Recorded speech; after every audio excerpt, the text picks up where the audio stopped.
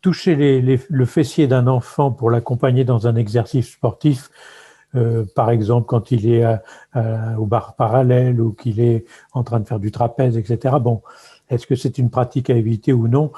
Pour ma part, je pense que si ça reste un geste très technique, destiné à un muscle comme un autre, qui permet à l'enfant de ne pas tomber, de ne pas prendre risque de se fracturer le coccyx, etc.,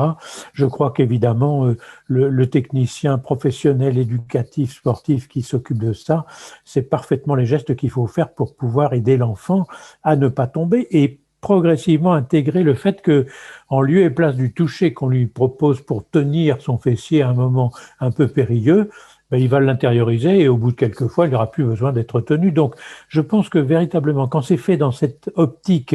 d'apprendre à l'enfant à pouvoir,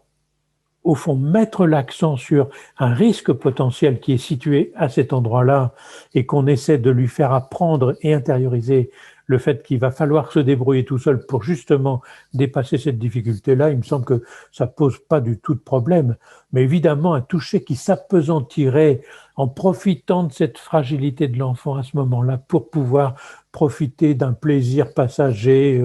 un peu quand même limite, eh bien, je crois qu'effectivement là, c'est tout à fait une pratique à éviter. Mais on voit bien que c'est quelque chose qui est généralisable à tous les gestes. Tous les gestes pourraient être des pratiques à éviter et qu'à la condition que ça soit remis dans son contexte de je fais ce geste et je préviens l'enfant que je vais le tenir à cet endroit-là une ou deux, trois fois le temps qu'il puisse l'intérioriser pour ne pas être en danger, à ce moment-là, je crois que ça rentre dans le cadre d'une prévention d'un éducateur sportif tout à fait cohérente. Et je crois que là, sous les yeux des autres qui assistent à cette chose-là, on voit tout à fait bien que l'éducateur sportif fait exactement son métier et n'est pas en train de devenir un pervers pépère. Donc ça, je crois que c'est quelque chose de tout à fait intéressant de bien dire que dans ces conditions, en prévenant l'enfant et en le faisant dans une visée qui est d'apprentissage, c'est-à-dire que dès que ça sera possible, on arrêtera de le faire, je crois que c'est tout à fait